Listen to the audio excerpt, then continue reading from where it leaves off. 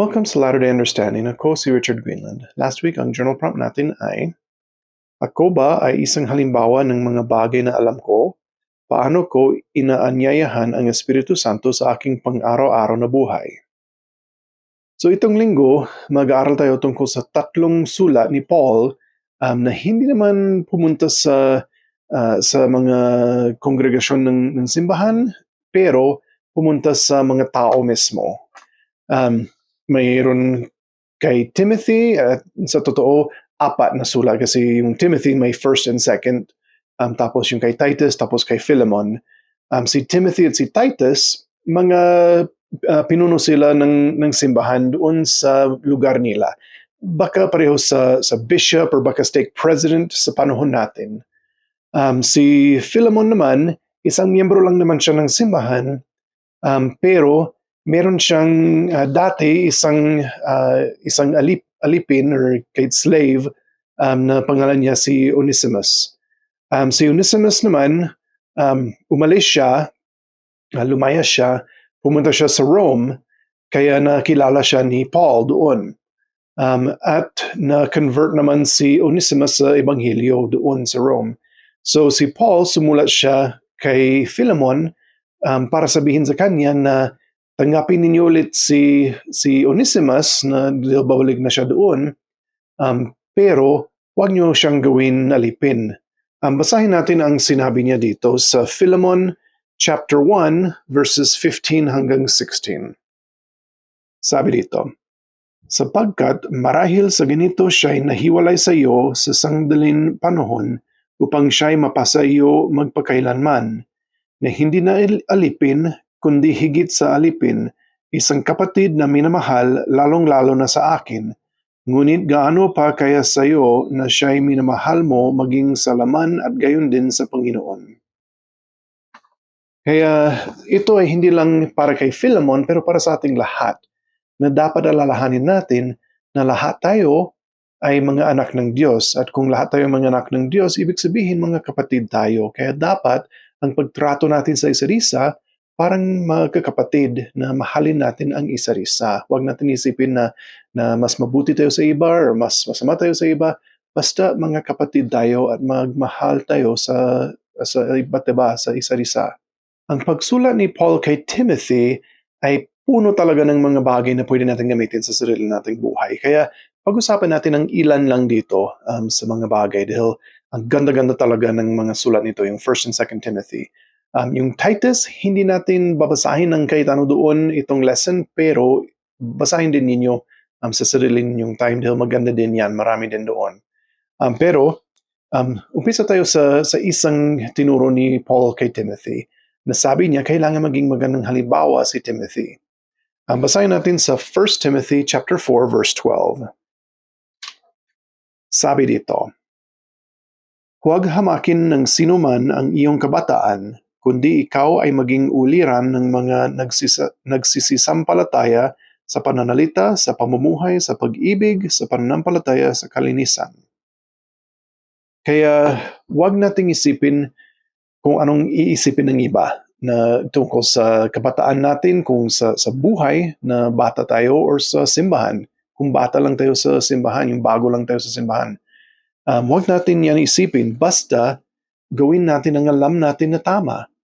Siyempre, tanggapin natin ang payo at utos na binibigay ng mga pinuno natin sa atin.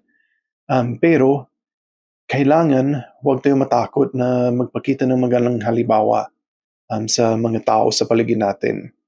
Kung minsan, nakakatakot naman talaga na magpakita ng magandang halimbawa. Halimbawa, kung may mga kaibigan tayo na gusto nilang gumawa ng ibang bagay na alam natin hindi totoo or hindi tama, mahirap naman kung minsan magsabi na hindi natin gawin yan. Kasi syempre gusto natin na gusto nila tayo. Pero kailangan maging matapang tayo. Basahin natin yung sinabi ni Paul kay Timothy tungkol dyan sa 2 Timothy chapter 1 verses 7 hanggang 8. Sabi niya, sapagkat hindi tayo binigyan ng Diyos ng espiritu ng katakutan, kundi ng kapangyarihan at ng pag-ibig at ng kahusayan. Huwag mo ngang ikahiya ang pagpapatotoo sa ating Panginoon. Kaya isipin natin yan na kailangan maging matapang tayo sa patotoo natin kay Jesucristo. Ibig sabihin din, hindi lang sa pagpapatotoo, pero ang pagsunod sa mga utos at ang pagpakita ng halimbawa, kasi ang halimbawa natin, isang patotoo din yan. So paano ba natin gagawin ang pagiging matapang sa pagpapatotoo at yung pagpakita ng magandang halimbawa? Basahin natin ang sinabi ni Paul kay Timothy sa 2 Timothy chapter 2, verse 22. Sabi niya, "Datapwat, layuan mo ang masasamang pita ng kabinataan at sundin mo ang kabanalan, ang pananampalataya, ang pag-ibig, ang kapayapaan, kasama ng mga nagsisitawag sa Panginoon mula sa pusong malinis." Kaya gawin natin ang lahat ng sinabi niya dyan at syempre manalangin tayo para humingi ng tulong mula sa Diyos.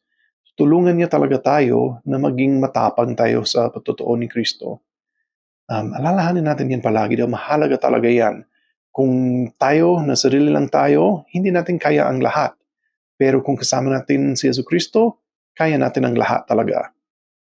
At yan din ang journal prompt natin. Journal prompt natin ngayon ay, kailan ako huling naging matapang para kay Jesucristo? Paano ako magiging mas matapang?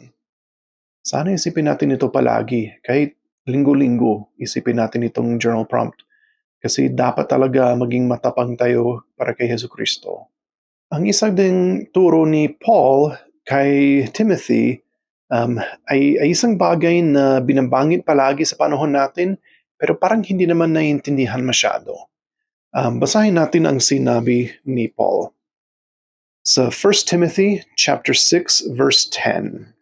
Sabi dito, sapagkat ang pag-ibig sa salapi ay ugat ng lahat ng uri ng kasamaan, na sa pagnanasa ng iba ay nangasinsay sa pananampalataya at tinuhog ang kanilang sarili ng maraming mga kalumbayan.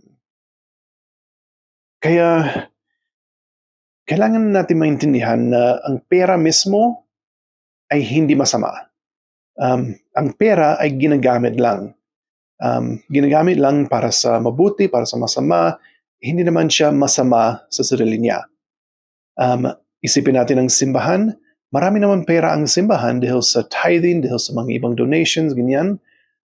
Pero ginagamit ng simbahan ang pera sa tamang paraan. Ginagamit nila sa pagpapatayo ng kaharian ng Diyos o ang simbahan dito sa mundo. Ginagamit sa pagpapahayag ng Ebanghelyo sa mundo. Ginagamit sa pagtulong sa mga nangangailangan. Yan sa fast offerings or ganun din sa mga humanitarian aid, yung kung may mga lindol or kung ano-ano. Kaya ginagamit talaga ng simbahan ng pera sa tamang paraan. Kaya tayo din, dapat pag may pera tayo, na isipin natin na gamitin natin sa tamang paraan. Huwag naman sa mga bagay na hindi maganda. Kung ang sinasabi ni Paul dito na masama ay na ibigin natin ang pera higit pa kaysa sa Diyos. Siyempre, hindi natin dapat isipin na ang pera ang pinakamahalaga sa buhay natin. Siyempre, mahalaga siya para magkaroon tayo ng mga nangangailangan, para makatulong tayo sa iba, ganyan. Pero, hindi natin kailangan na hanapin ang pera palagi na yan talaga ang focus ng buhay natin. Ang focus ng buhay natin dapat si Jesucristo talaga ng kanyang Ebanghelyo. Kaya kung si Jesucristo at kanyang Ebanghelyo ang focus natin, tutulong talaga sa atin ang pera. Dahil syempre, magagamit natin ang pera sa maraming iba't ibang paraan. Basahin natin ang sinabi ni Jacob, yung propeta sa Book of Mormon, tungkol sa paghahanap ng pera, paggamit ng pera. Ito parang, para sa akin, ito ang pinakamaganda na nabasa ko kailan tungkol sa paggamit ng pera. Kung anong dapat natin gawin sa pera. So ito sa Jacob chapter 2 verses 18 hanggang 19. Sabi dito, subalit bago kayo maghahanap ng mga kayamanan, hanapin muna ninyo ang kaharian ng Diyos. At matapos kayong makatamo ng pag-asa kay Kristo, kayo ay makatatamo ng mga kayamanan kung inyo itong hahanapin. At hahanapin ninyo ito para sa hangganing gumawa ng kabutihan, upang damitan ang hubad at pakainin ang nagugutom at palayain ang bihag at bigyang ginhawa ang mga karamdaman at ang naghihirap. Kaya yan talaga ang dahilan kung bakit kailangan natin hanapin ang pera. Kailangan hanapin natin para sa pagtulong sa iba. Kung hindi natin hinahanap para sa dahilan na yan, hindi naman yan tutulong sa atin. Baka mahanap natin pero magiging masama para sa atin. Ganun din sabi na kailangan unahin ang paghahanap ng kaharian ng Diyos. Kaya isipin natin na ang priorities natin at ang focus natin kailangan talaga sa Ebanghelyo at kay Jesucristo. Yan talaga. Alam ko kung gagawin natin yan, magiging mas masaya tayo at makakatulong tayo mas lalo sa mga ibang tao. Kung tinutulungan natin ang mga ibang tao na alalahanin natin kay Philemon na yan ang mga kapatid natin, then magiging maganda itong mundo para sa pagbalik ni Jesucristo. Hindi natin kailangan hindi natin kailangan mag-worry tungkol dyan na magiging handa naman tayo para sa pagbabalik ni Jesucristo basta tinutulungan natin ang iba. Itong iniwan ko sa pangalan ni Jesucristo. Amen. Sige, so next lesson ay Hebrews chapters 1 hanggang 6. Salamat sa panonood.